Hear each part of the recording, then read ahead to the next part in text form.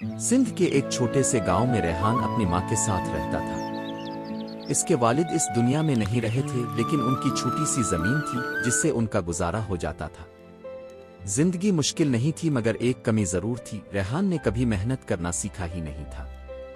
इसकी मां ने हमेशा इसे यही सिखाया कि जिंदगी में आसान रास्ते ढूंढो, मेहनत नहीं। वक्त गुजरता गया और रेहान जवान हो गया। गांव में इसके लिए अच्छे अच्छे रिश्ते आने लगे, लेकिन इसकी मां का एक ही ख्वाब था कि इसका बेटा किसी अमीर घर में शादी करे ताकि इसे कभी मेहनत ना करनी पड़े। दूसरी तरफ शहर में रहती थी सारा, एक शरीफ और दीनदार लड़की जिसका ख्वाब था कि वो डॉक्टर बने और लोगों की खिदमत करे, मगर उसके वालिद हमदान साहिब इसकी तालीम के बाद इसकी शादी करना चाहते थे। किस्मत ने एक अजीब मोड़ लिया और सारा का रिश्ता रेहान से जोड़ दिया गया। एक तरफ मेहनत से भागने वाला लड़का और दूसरी तरफ ख्वाबों के साथ जीने वाली लड़की इसी घर में रहती थी।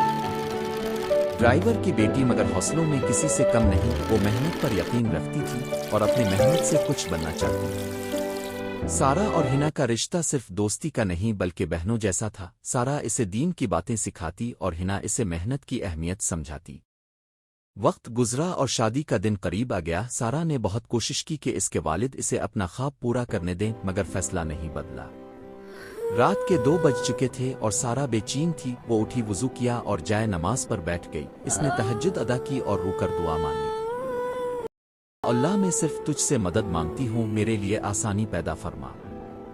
अगली सुबह शादी का दिन था। घर में मेहमान थे और इंतजार हो रहा था, मगर सारा वापस नहीं आई। लोग बातें करने लगे और घर का माहौल बदलने लगा। हमदान साहिब की इज्जत दांव पर थी। मजबूरी में उन्होंने एक सख्त फैसला किया और अपने ड्राइवर से कहा कि अपनी बेटी हिना को दुल्हन बनाकर ले आए। हिना सब समझ रही थी, अपने बाप की मजबूरी भी और अपना फर्ज भी। वो चुपचाप दुल्हन बनकर रुखसत हो गई। रेहान और उसकी मां के लिए ये सब कबूल करना आसान नहीं था।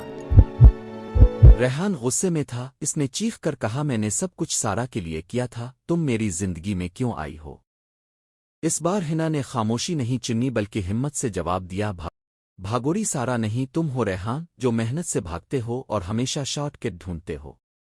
दूसरी तरफ हकीकत कुछ और थी। पार्लर से वापस आते वक्त सारा की गाड़ी का एक्सीडेंट हो गया था। ड्राइवर जख्मी हो गया। सारा ने अपनी फिक्र छोड़कर इसे फौरन करीबी अस्पताल ले गई। वहां वो खुद भी डॉक्टर के साथ मिलकर उसका इलाज करवाती रही। इस सब में इसे घर बताने का वक्त ही नहीं मिला और उसका मोबाइल भी घर पर ही रह गया था। जब सारा घर वापस आई तो सब कुछ बदल चुका था।